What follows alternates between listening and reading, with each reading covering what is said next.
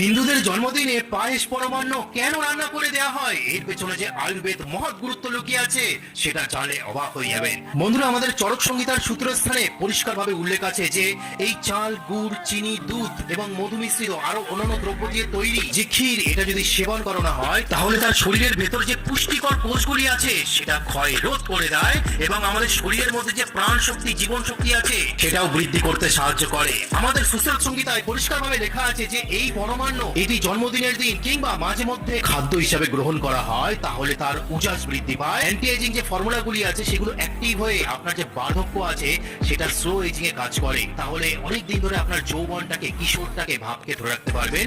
আপনার কোনো রকম কোনো চামড়ায় কুচকাবে না, ভাঁজ পড়বে না, অর্থাৎ ফাস্ট এজিং রোধ করতে সাহায্য করে। এছাড়াও অসংগ হৃদয়ে পরিষ্কারভাবে উল্লেখ আছে যে আপনার শরীরের যে শক্তি আছে, জীবন চালিত শক্তি, সেটাও বৃদ্ধি করতে সাহায্য করে এবং আপনার মনকে প্রসন্ন করতেও সাহায্য করে। আর